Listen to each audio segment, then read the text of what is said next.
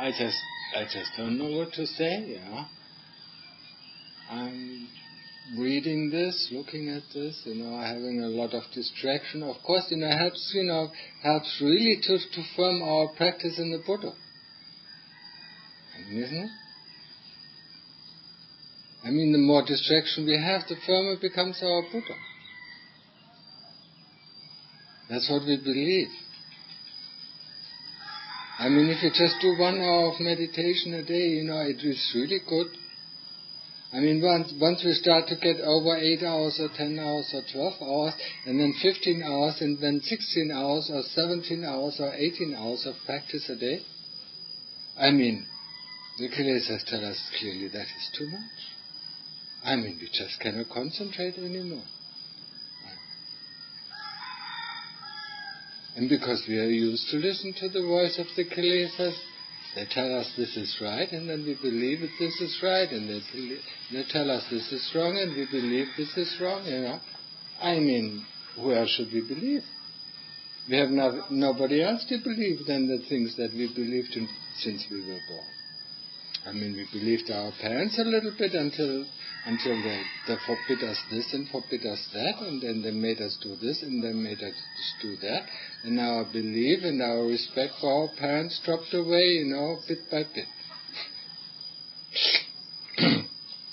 Because we are constantly in line with our wishes, we are constantly in line with our wanting and not wanting. And so that's what that's why we believe, having a lot of distraction, helps our practice.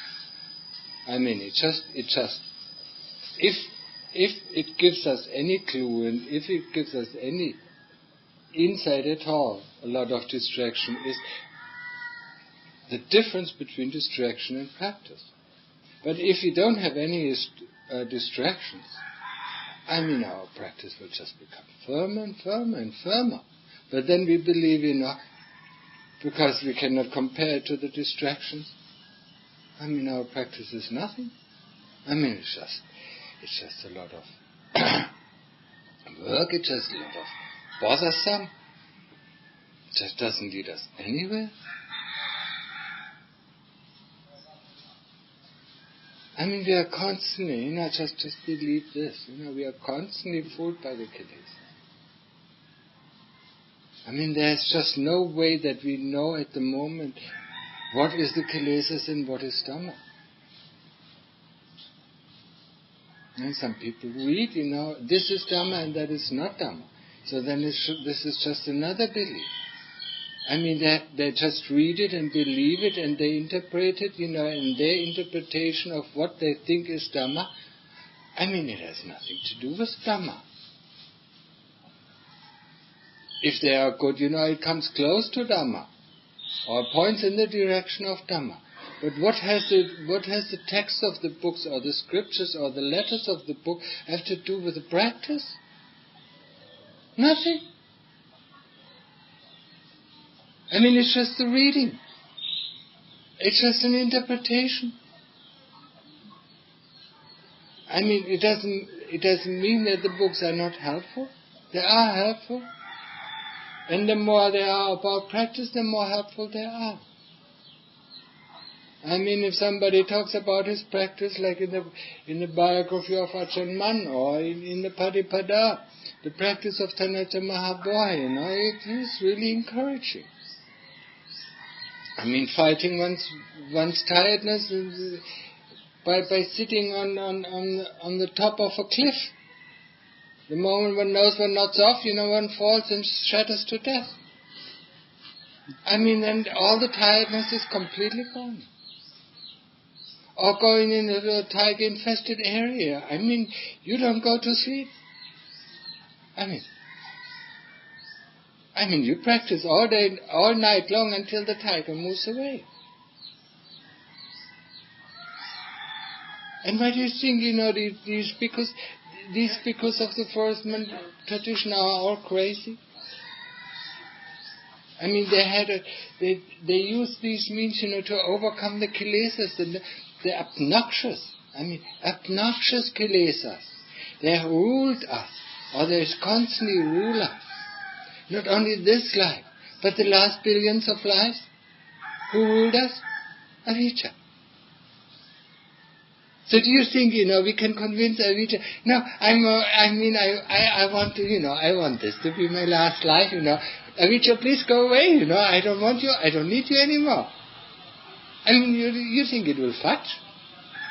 You think it will, but it will go away just by asking it to go away. Or just like, just by doing 1 hour of practice. It just laughs at our back. Look at how stupid he is. Even following the language. And once we start to read the books, and once we start to read the text of the Lord Buddha, then we understand the Dhamma, and then we think we know the Dhamma. And when we know the Dhamma, we don't have to practice.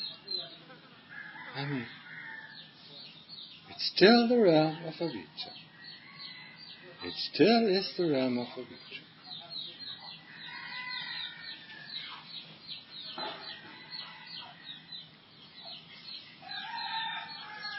We can read as many books, as inspiring as they might be.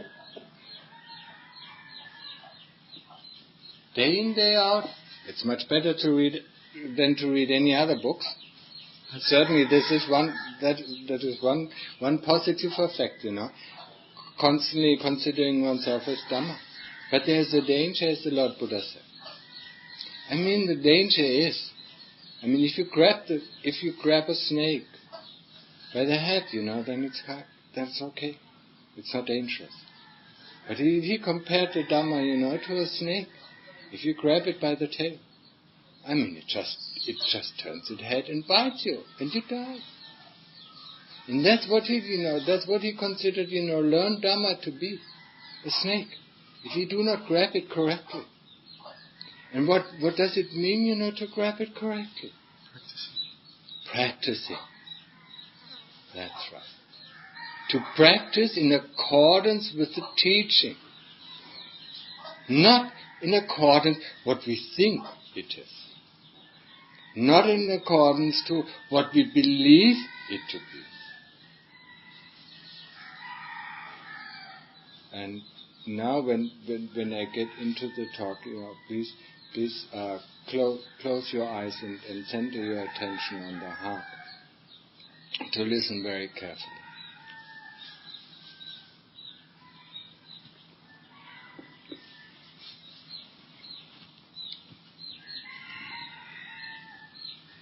Just the last 2 or 3 months, being with some of you out there in the isolation.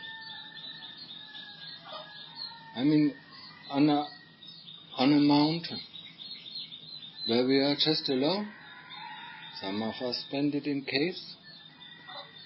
Some of it, in a sala that was made for the monks.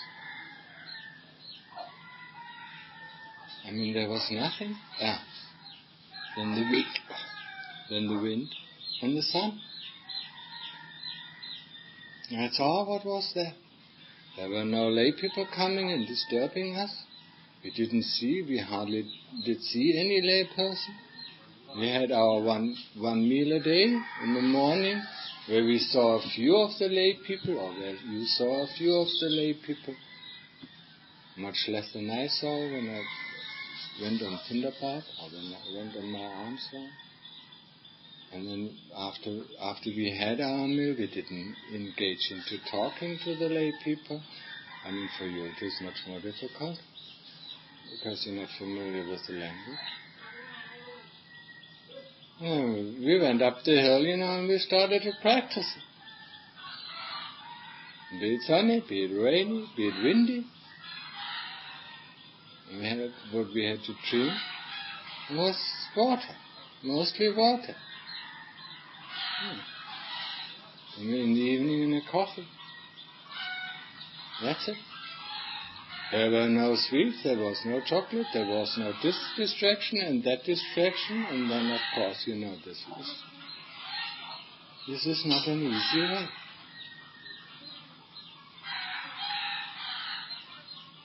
You just you just can't get out of the practice. I mean, all what you can do on this mountain is to practice. Otherwise you get bored very easily. But of course, some people, when they get bored very easily, they run down the hill, and looking for their puppy. In the midday heat. And then in the midday heat, normally they don't want to go up in the midday heat. Or they want to go down in the midday heat. But once they just think of their defilements, of their kilesas, of wanting, they just run in the middle of the day down, to see their puppy. Little dog, they caught up. I mean, that is the kilesas governing us all the time. I mean, they don't give us a free minute. If we don't fight them, with Buddha, or if we don't fight them with Panya, means with wisdom, I mean, they don't let us a moment of free time.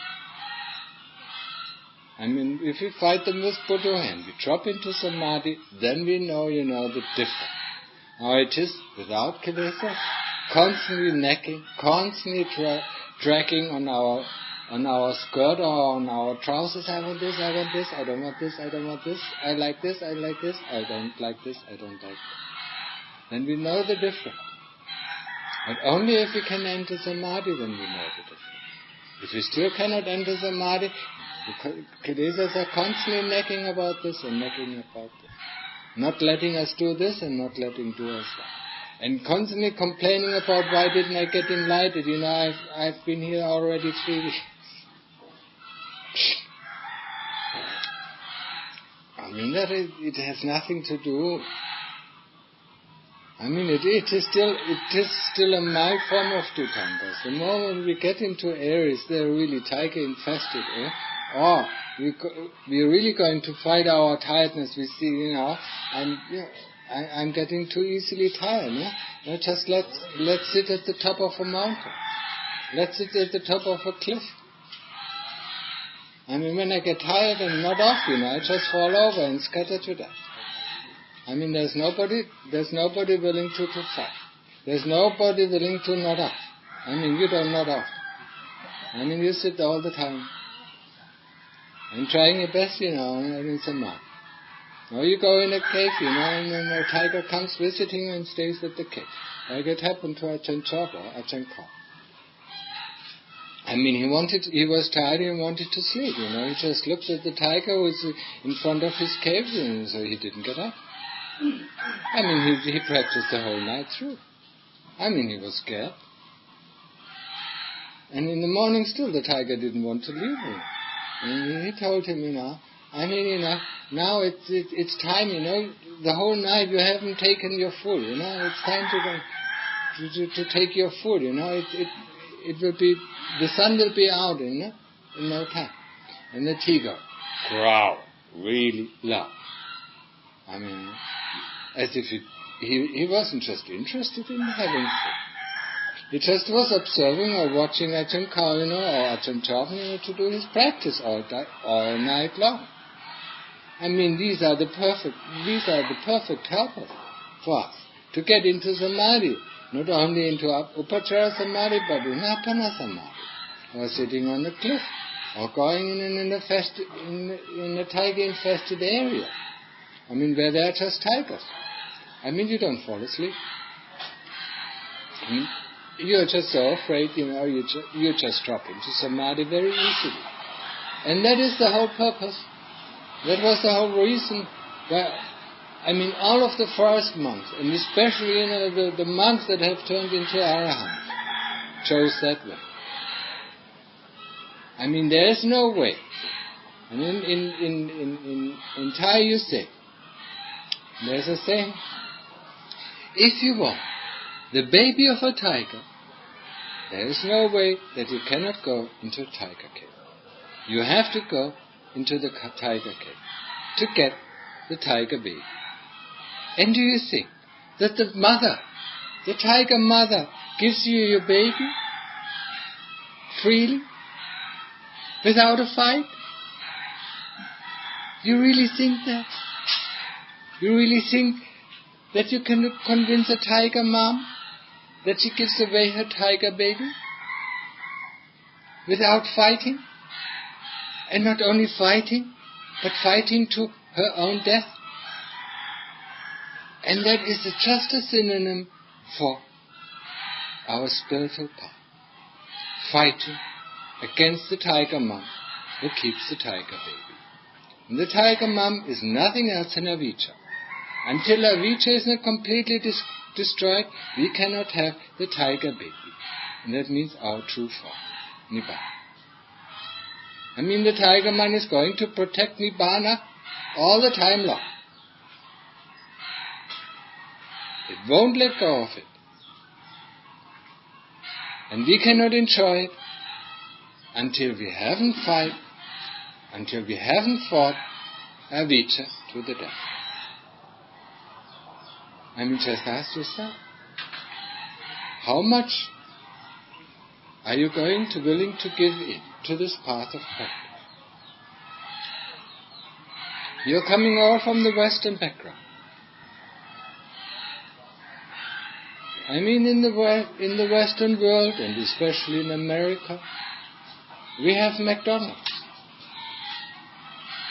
In McDonald's, you can order a hamburger, but I don't like the hamburger with onions, or I don't like the hamburger with mustard, or I don't like the hamburger with ketchup, or I don't like it at all with the bun.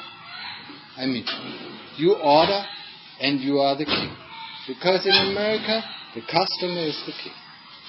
I mean, whatever he orders, that's what he gets. And I'm sure that if you order a cheeseburger without cheese, I mean, they will sell it to you. I mean, they just sell it to you. They don't ask you, what's the purpose of it. They just sell it to you. And so is it probably, most probably, to my observation, it's the same thing with the spiritual life. Instead of calling it McDonald's, you call it Mac Nibbana. I mean, you just order your Nibbana without dukkha. Or you order Nibbana without a supha, without doing investigation of greed and hate. Or you want your Nibbana with full pride installed. I mean, no scratch at your pride. Or no scratch at your ego. I mean, in the West, they sell it to you. I mean, there's no reason why they shouldn't. I mean, they all think Nibbana is Nibbana, It doesn't matter. So they serve it to you. But I don't know, what kind of real Nibbana is. It is very different from the Nibbana that is here out in the Thai forest tradition. I mean, just look how they strangle themselves, how the monks strangle themselves, and how much they strive. Just going out alone in the dangerous places, full of dangerous animals, and trying to establish their Buddha, and trying to develop their wisdom. I mean, they did it on their own. And when we look back at the teachings of the Lord Buddha, that's what he actually recommends. I mean, he doesn't recommend, staying in a forest monastery, being in a group of 20, 30, 40, 50, 100 people, or 200 people, or 500 people. I mean, he says, there are the open, there are the wilds, there is the forest, there are the caves, there are the hills. That's the place where you monks should go and develop your practice. You shouldn't go there in numbers or in groups. You should go there by yourself. Find a spot that suits your practice and then just develop your practice. Just being on your own. In the morning you go on arms round and get your food, and that's it. And the rest of the day and the night, you just go on with your practice.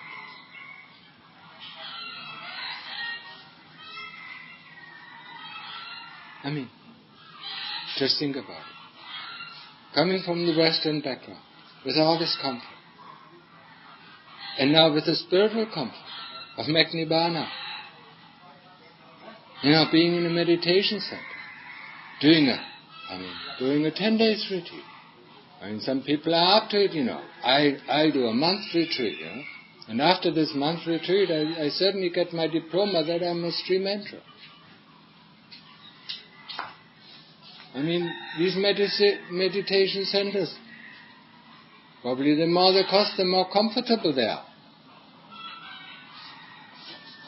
What is comfort? Comfort just can be translated as the neediness of the kilesas. When all the neediness of your type is satisfied, the kilesas won't come up. They won't show. The greed won't show up if you get 3 meals a day. And maybe the sweets are served, in sugary tea or whatever, or herbal drink, if it's an organic, if it's more organic spiritual development center or whatever. They serve you whatever you want. Or you get, like in McDonald's, you get whatever you ask for.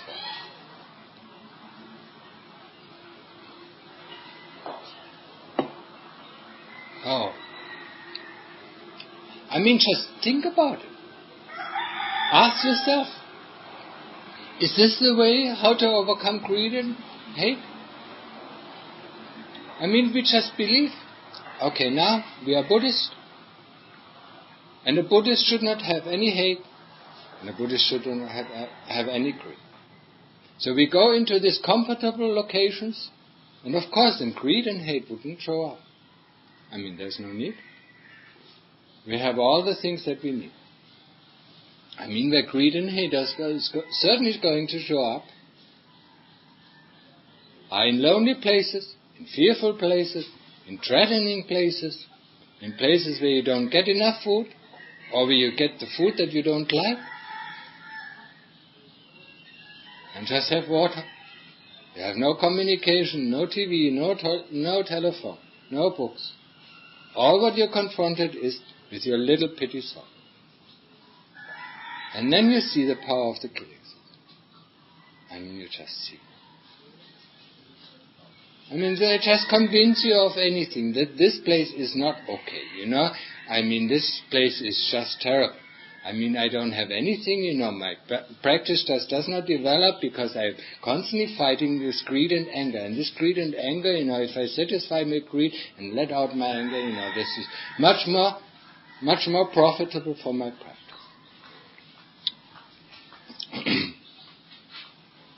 That's what people say. And I'm really sick of, going against it. Let the people believe what they want to believe. I've been on the spiritual path. I've been into spiritual homelessness for the last 18 years. Years, not months. I've been a monk for nearly 14 years. And not anyway in a nice, comfortable monastery, but in a pretty harsh environment. In a place, where in the heat or in the hot season, when I sat 15 minutes, I was drenched in sweat. And in the cold season, I was shivering. It was so cold that I even couldn't lie out. In the rainy season, my skin got moldy and itchy for 3 months. Just now, think about it. Who of the Westerners,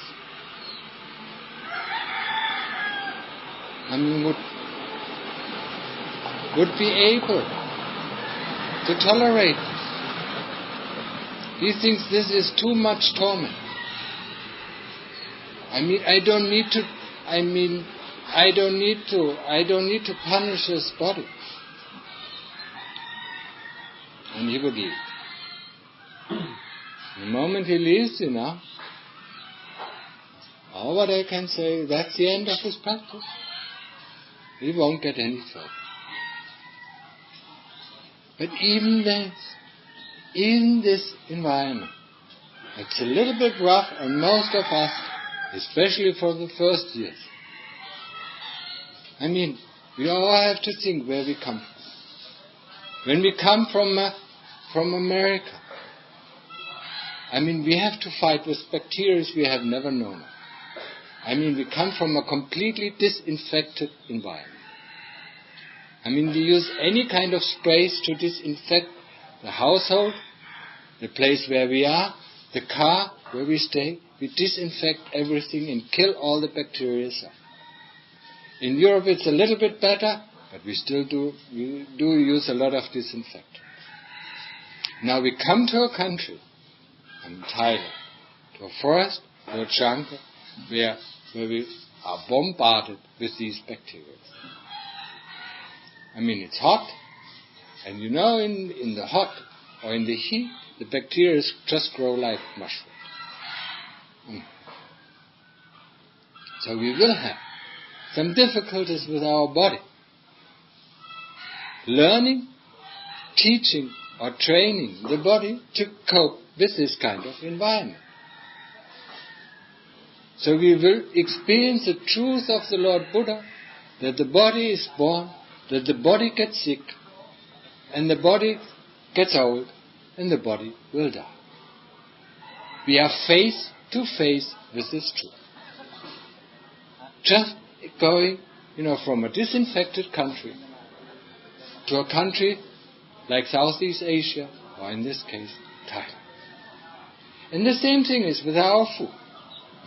Coming from America, all the food that we get is pre-processed for easy digestion. Europe doesn't differ too much from it, but we still have, or there are still types, who use some organic food. Now we come into an environment, where the stomach has to work to get the nutrients out of the food.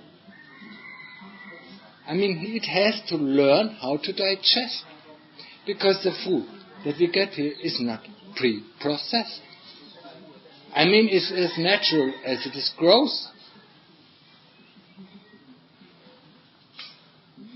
So it's a second thing that we have to adjust to. So any kind of food poisoning that comes from, any kind of stomach ache that comes from this food, it is quite natural, because our stomach and our body are just not used to this kind of environment. Because in the West we are so eager to kill off all these bacteria. And then when we come here, we're just bombarded by them all. They hardly give us any time to adjust the body to it. And then the heat makes it also. The heat, or the extreme rain, or the extreme dampness of the rainy season. Some of you haven't even experienced the rainy season. When everything becomes wet and nothing dries off. The skin, the same thing. The skin just doesn't have the time to dry off. So it gets moldy just as any kind of cloth gets moldy.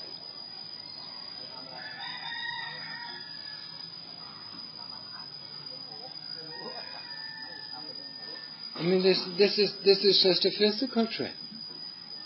A physical training for an overdeveloped country, for people from an overly civilized or overly developed country, to come into a country or a climate like it is here in Thailand. Normally people from the West only visited in the pleasant months, they are from November to the start of February, where it is cool, or where it is cooler and where it's not so much afflicted by the heat and bacteria in the rain and so on. So they probably don't know it because they haven't lived here for long enough. So you can ask yourself, do you want Nibbana or do you want the real thing? I mean, for Nibbana, you don't have to stay. You really don't have to take this roughness. I mean, you just sit there in a nice environment, in a nice climate, upon a cliff, on your sitting cushion, and get whatever you want. But just reflect about the number of arahants that have sprung up in the last 100 years here in Thailand, in the forest, in the midst of the forest.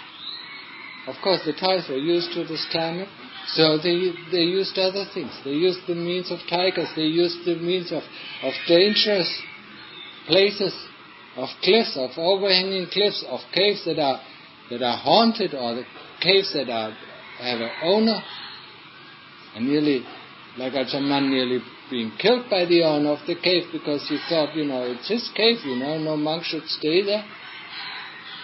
And the 5 monks before him all died of strange stomach problems. They just died.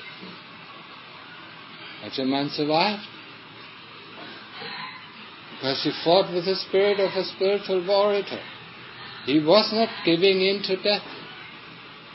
It's better to die, as a spiritual warrior than to die, not to die as a wimp.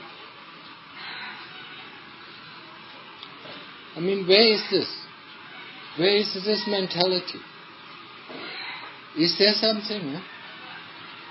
Do we have something of this hardwood that arahants are made of? Do we have this hardwood within our spirit? Or are we all of softwood? I mean, we just need a few termites, and they eat everything up. They just leave the skin. And only the moment we touch the skin, we know, it's empty. We touch the skin of a tree, and then we know, this is all eaten by termites. The moment we touch it, it falls apart. Hardwood, and the termites are the kilesas. Hardwood is something that the termites have a hard time to chew on. So they avoid it. And that is the kind of spirit that we need. I mean, I'm just sorry. I'm sorry to say. But there is no easy way out. There's just no easy way out. I mean, either we fight to the death, either we bring this lion mother or this tiger mother, we fight it to their death to get Nibbana. We just have no other way. Or we die. If we die, by fighting this Avijja, we die a good death. If we die because we give up and go back into the world of the kilesas, this is much more comfortable, or this is much nicer, or this place is much better, or this person is not so rough, or this teacher, he's much softer, He says, yes, you're doing good work, yes, you're doing good work. He never scolds us. But I'm sorry, I'm just not that kind of person. I scold if I see the kilesas. When I see them popping up in you, you get a heavy scold.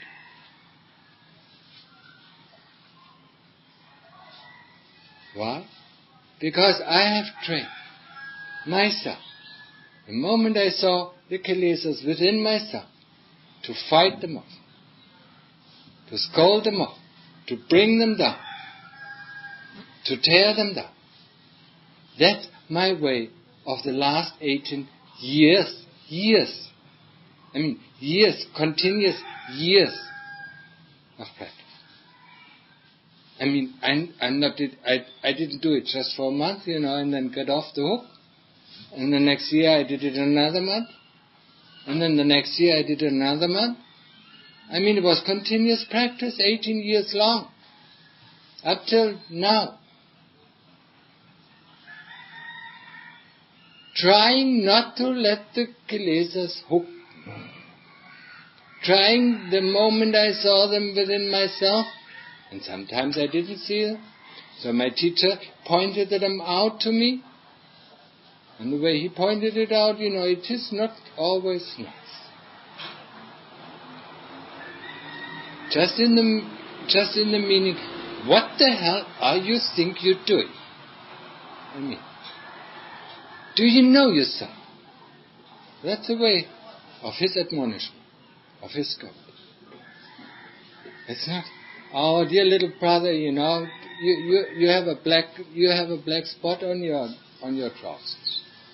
I mean, maybe you want to get rid of it. No, that's not the language he used. I mean, his language was the language of the tiger. I mean, if there is no tiger in the monastery, then the teacher has to be the tiger, to scare the people to help to show off their kilesas. I mean, that's all the whole purpose. He doesn't want to destroy the lion baby, but he wants to destroy the lion mother, or a tiger mother, whatever. The tiger mother is that what is Avijja. The tiger mother is that what holds the tiger baby, Nibbana. Really firmly in the grip. I mean, I told you before. Somebody wanted to visit his parents. He said, yes, you can go, but you don't need to come back. Oh.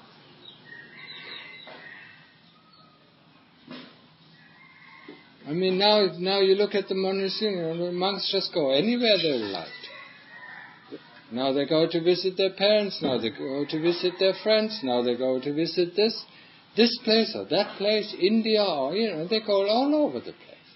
I mean, they're just tourist monks. I mean, there are hardly any practicing monks left.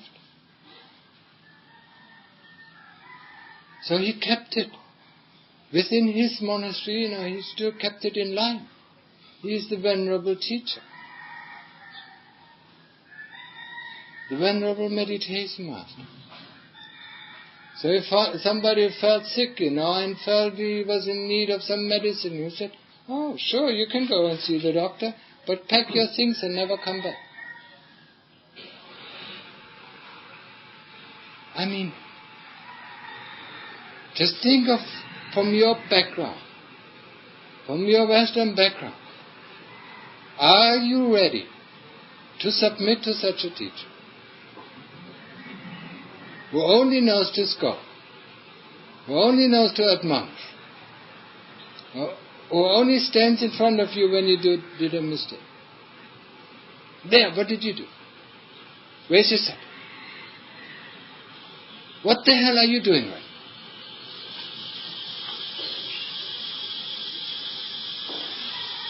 Constantly is in front of your kuti and looks, what are you doing?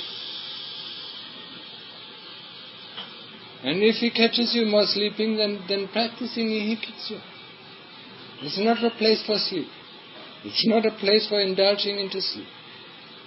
It's not a place for indulging into eating.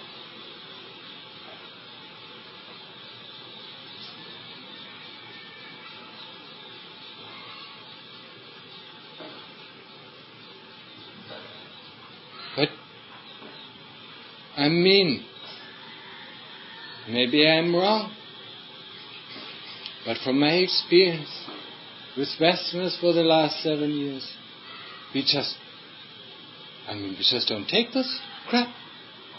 I mean, we just leave. I mean, who the hell is he? How the hell he can scold me like this?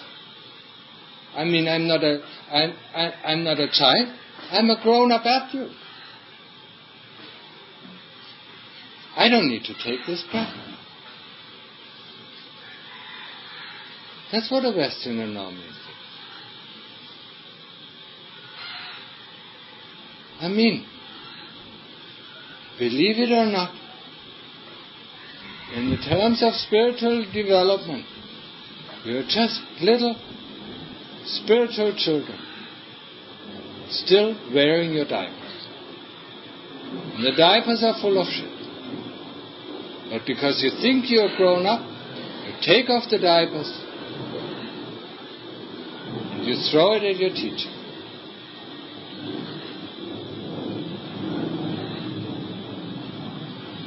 We all think we have grown up. We all think we have rights.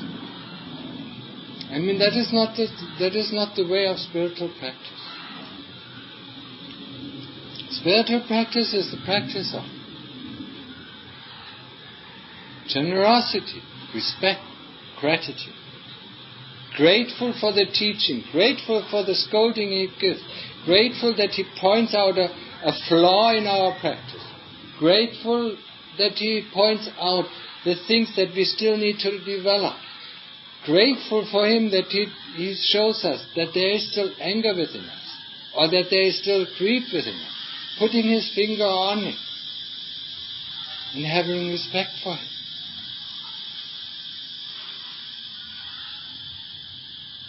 Otherwise, our practice just might finish at that. Whatever level, however much we can take, that's what we can take, and then we leave. I mean, I don't mind, if you can't take it anymore and leave. I said it to the people after seeing, it is difficult for 3 weeks, who followed me into the mountain. I mean, I don't mind if you leave. I know it is hard. It is very difficult for you. You're not accustomed to this kind of training. You're not accustomed to this kind of harsh and rough training. I mean, you're free to go back. You wanted to stay up? And then one of them exploded at me. And he got angry at me. This I don't like. That I don't like. I only want this. And that's why I came up with the idea of Nibbana.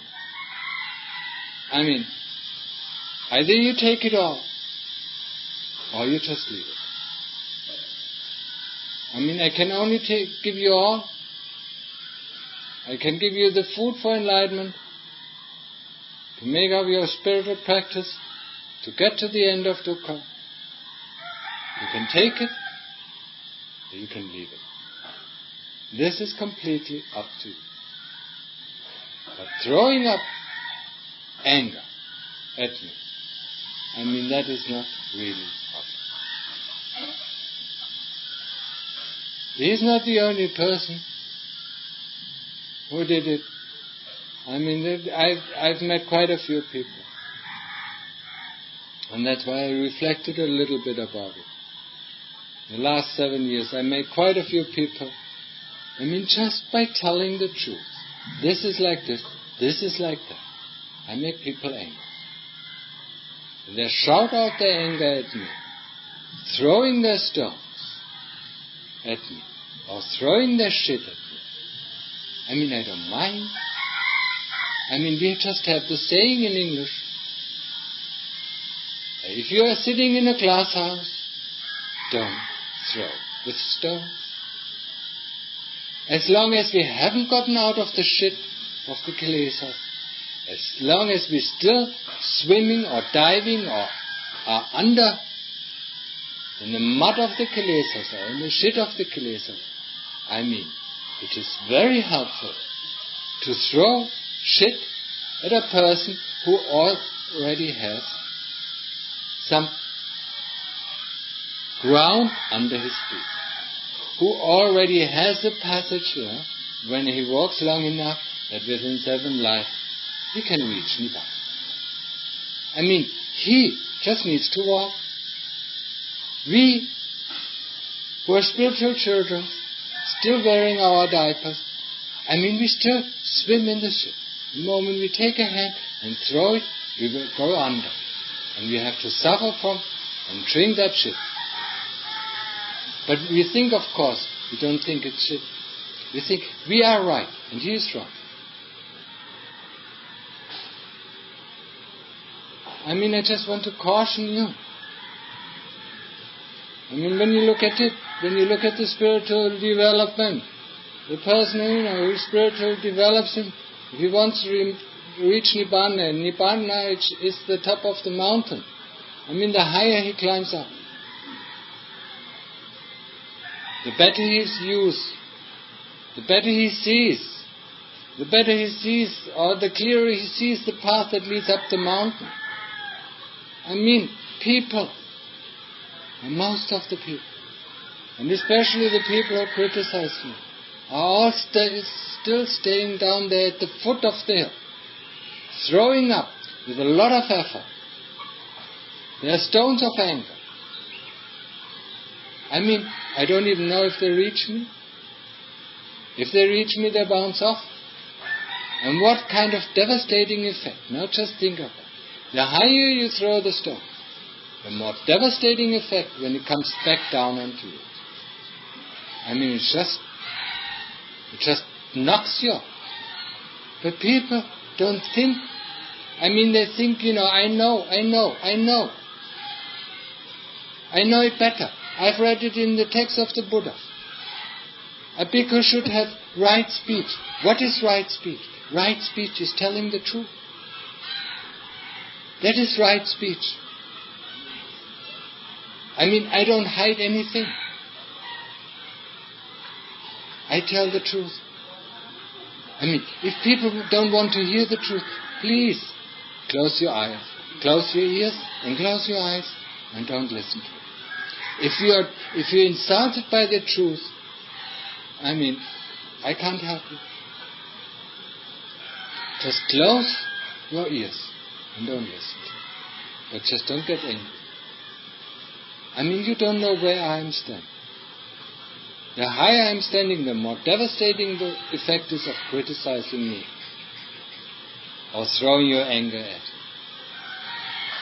I mean, keep it controlled. This is the way of the Lord Buddha teaches. If you are angry, you control it. Before you let it out, you stamp it or you drown. And the best way to drown it is to say and repeat Buddha, Buddha, Buddha, Buddha, until the anger is gone. I mean, letting it out, especially at your teacher, has a devastating effect. It can throw you completely off the path. Ask yourself, and that is, I'm not only addressing you, who are sitting here. I'm addressing all the people, who came here, or who write me, and they accuse me of this and they accuse me of that.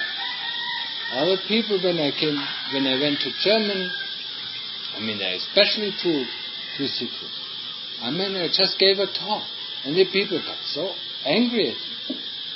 One was in Switzerland, and one was and two of them were in Munich. They got so pissed at what I was saying. I feel sorry for them. If I can't open my mouth and tell you the truth, this is helpful, this is Dhamma, or this is the Kilesas. Who do you ask? Do you ask your own Kilesas what is Dhamma and what is Kilesas? Can you ask them? Do they give you the right answer? Just think about it.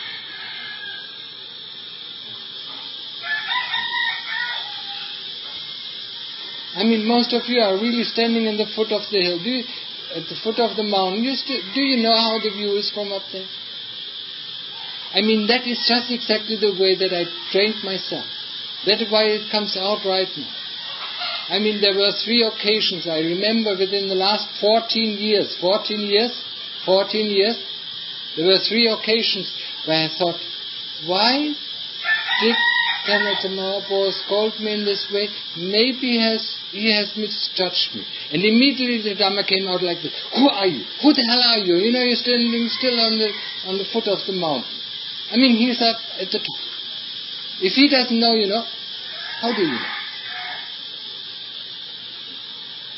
And then the Kilesas were completely subsided. That's how I trained myself.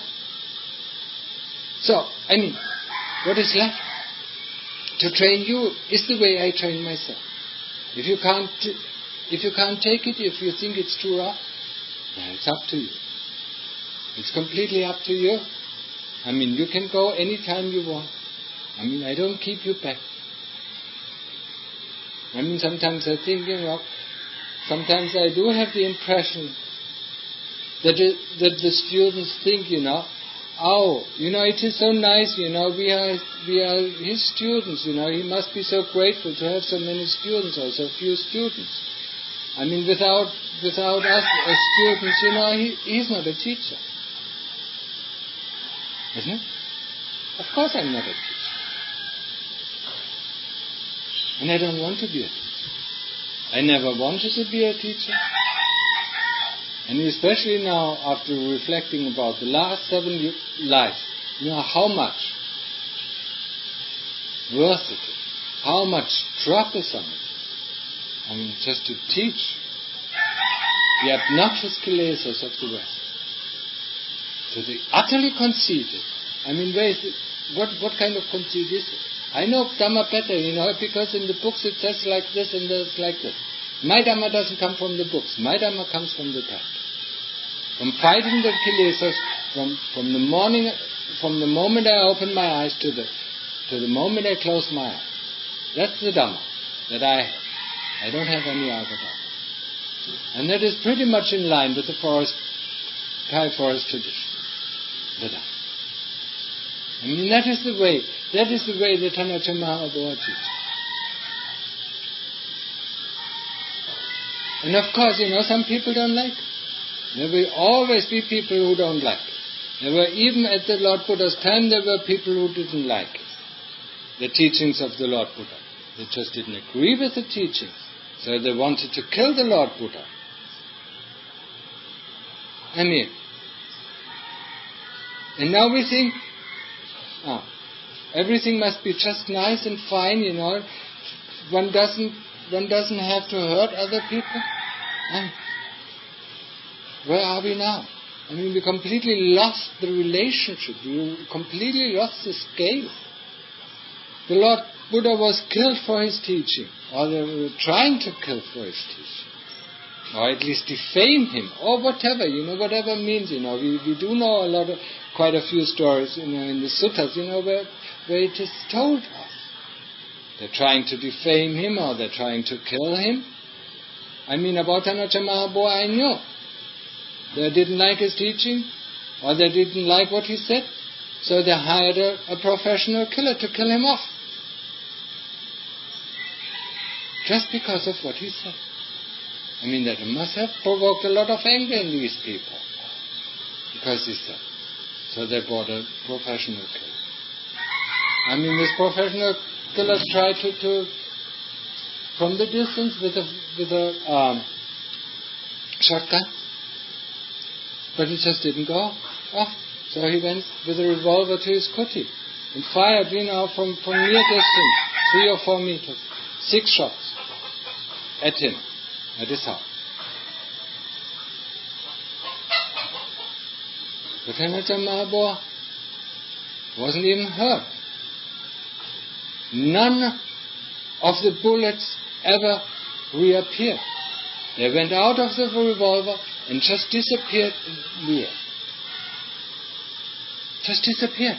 I mean, there was no sign of any bullet hitting any of the wood or any of his clothes. Right? When a monk was running up concerned about the safety of Tanacha Mahaprabhu, I heard some shotguns, yeah? Oh, yeah. Yeah, there were some. And then he showed his answer, but nothing happened, huh? Nothing happened. Don't worry. I mean, there will always be people who don't like what Arahants will say. Arahants have to say the truth. They have to say the truth that is in line with the Dhamma. They cannot lie. They cannot fool other people. Like everybody else tries to fool people. Like a teacher tries to fool his disciples, to make himself big, or to make himself famous, or to make himself wealthy. An Arahant can't. I mean, he's just pure Dhamma. He has destroyed the self that wants. I mean, just imagine. Just think about it. What is going to teach you? When there is an Arahant sitting in front of you, who is teaching you? Who? If it's not pure Dhamma, what else is teaching you? He has gotten rid of his self. He has gotten rid of his pride. So who is teaching you? Think about it. Everybody think about carefully. I mean, an Arahant has no more pride. That doesn't mean that he cannot say things. The Dhamma that is victorious and glorious, that is the one that is teaching his disciples. That is the one that is teaching his lay people.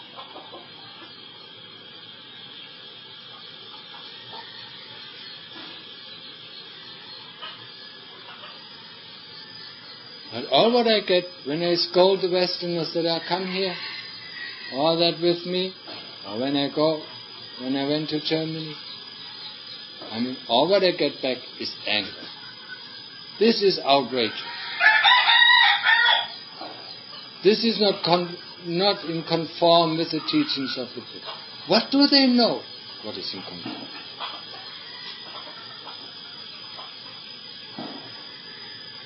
I mean, I just teach a Dhamma that I have developed within the last 18 years. I mean, has any one of you done more? Has any one of you gone through this practice? In the beginning I thought, I'm not special, When I looked at Tanacha Mahabor, I thought, I mean, his practice, that is really something. If I did something of his strenuous practice, maybe I did 10% of it or 15% of it. But still the monks, think that I'm tough. But I never believed it. Until I see you. I mean, I must have some heart within me. I must have some toughness. Otherwise, I would have given into the kilesas long time ago.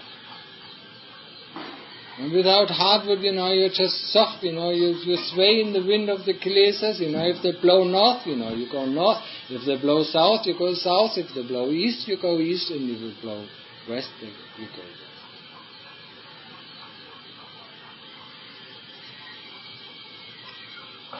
I mean, getting back, all these angry reactions, or some of these angry reactions, make me think, what the hell? Why do I put myself through trouble? I don't need to teach. I mean, people come here, and ask for the guidance. I then give the guidance, and they become outrageous. They become angry at me. I mean, I didn't put them down on it without asking them. No, they ask for it,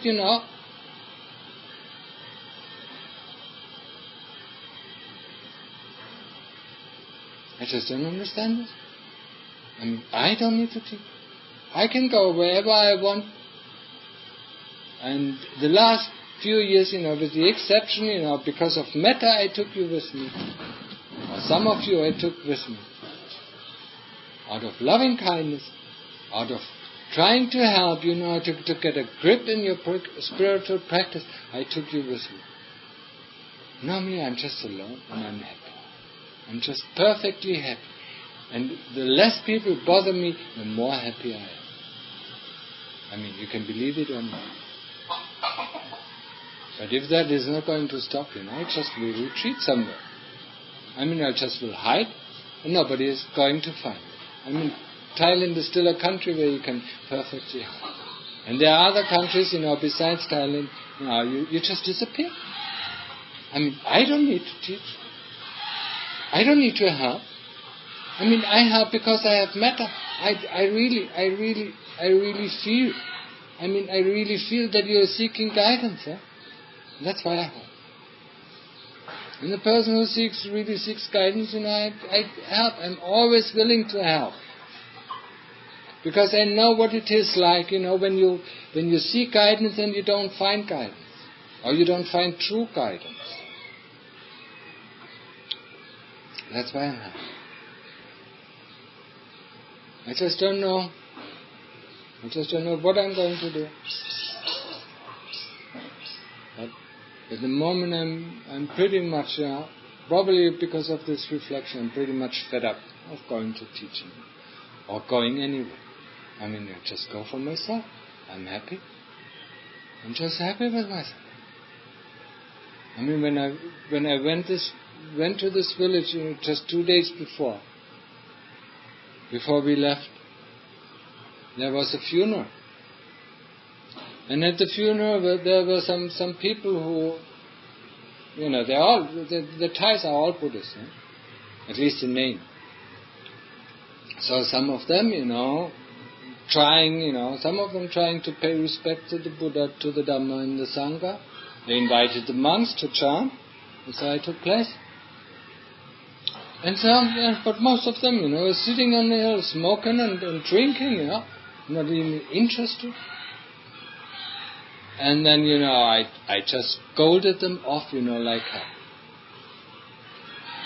I really scolded. I mean, they are Buddhists. You don't even pay respect to the Buddha, to the Dhamma, to the Sangha. You know that there are five precepts, but you have no interest of taking them.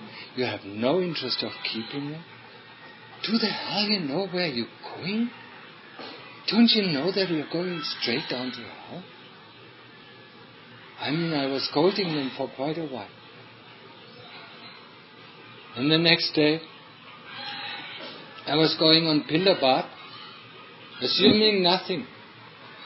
And I was completely surprised, because it was about the double of number of people who put something in my bowl.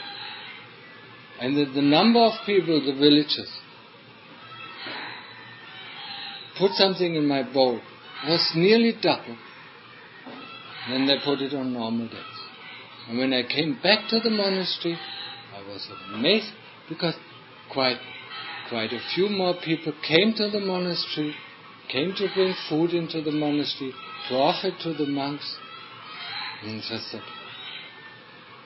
I just told you, maybe yesterday I was a little bit rough on you, wasn't I? And then, some of them really smiled and said, yes, but we need it. We really need it.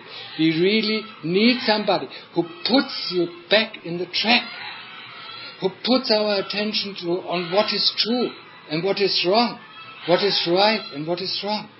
So please stay here. Please stay with us, and do it. The more often you do it, the more we appreciate it.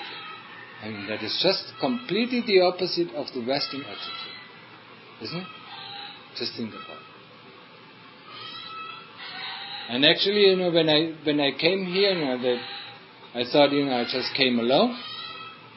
And before I looked around myself, there were 2 cars of the villagers who were taking me here back to Banta. I mean, about 30 people. Or 35 people. All of them wanted to send me off. I was so surprised, the more you scold them, the more they love you. I mean, in the West, the more you scold them, the more they hate you. I mean, they probably wouldn't give you any food the next day. You just scold the people, who give you food every day. And the next day in the West, you just don't see anybody of these lay people anymore. Probably for weeks. I mean, they're so pissed at you that you told them the truth. I mean, I'm so... Living in Thailand, I'm sometimes so surprised about this religion. I mean, they're very simple-minded people. But, once they hear it, once they hear the Dhamma, maybe some of them get pissed, no? But the ordinary person, reflects upon it. Yes, what he says is actually true. I mean, we have forgotten it because, we are caught up in our life, so it is good. And that's why they always want. I mean, every village you pass by, and they don't have a monastery, they invite monks, to stay. Please, please, please stay here, and be the field of our merit. Be. I mean, I wonder when this, if that ever comes to Europe, if that ever comes to the West, this kind of attitude, this kind of respect, this kind of generosity, and this kind of gratitude, if it ever finds its way to the West. So far, my 2 visits back to my home country really did not show any good signs.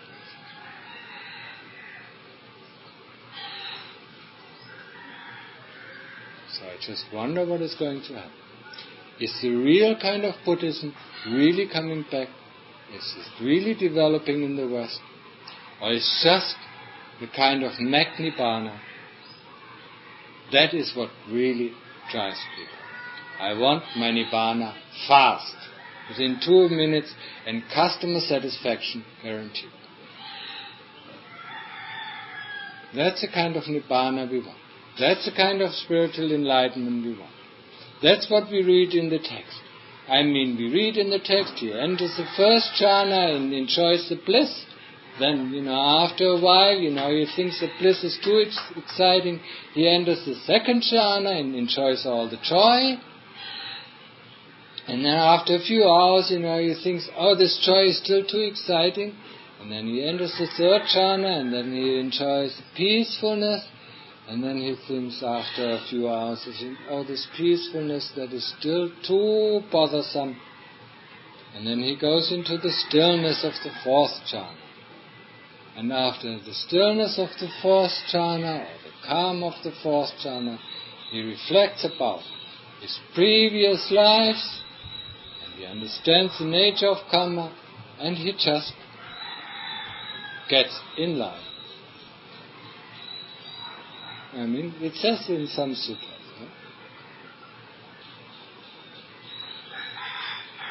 I mean, I just wonder, why all these Thai forest monks must be completely stupid.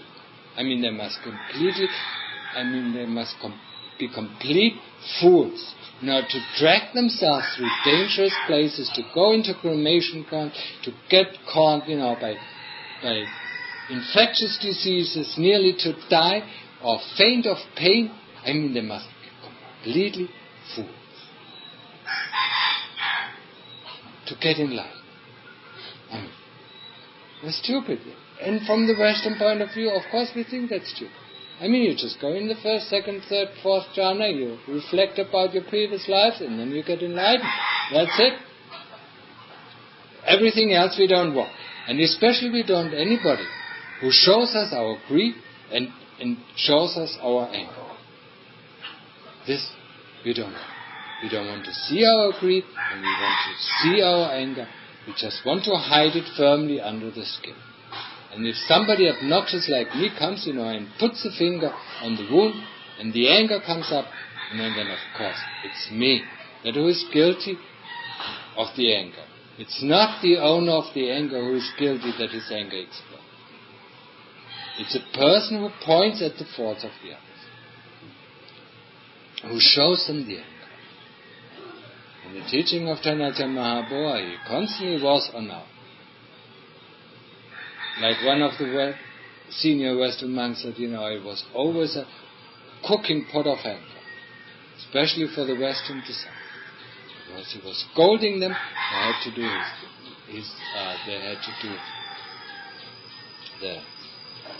the duties at his kuti, and then he said, this is not right, this is not right, this is not right, where is your sati, and so on, constantly. And just imagine. It's just a pressure point. Isn't it?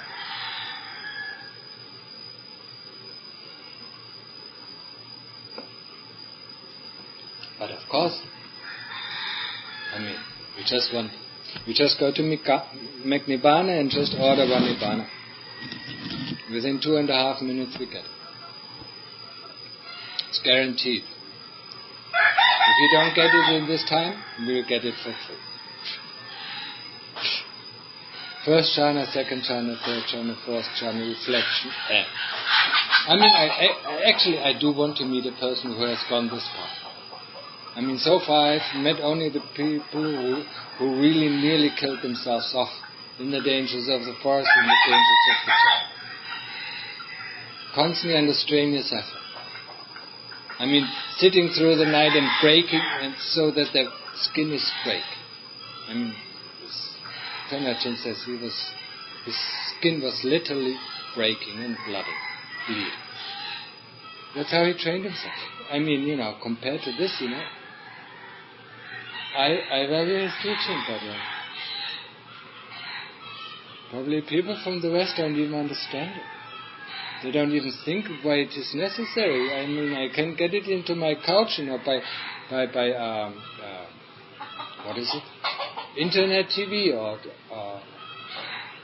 over TV, taught by over TV, having my Coke, standing beside me and my pizza and so on. I don't know. I really don't know. I mean, this is the wrong place. This is the Forest University. I mean, this is not Magnified.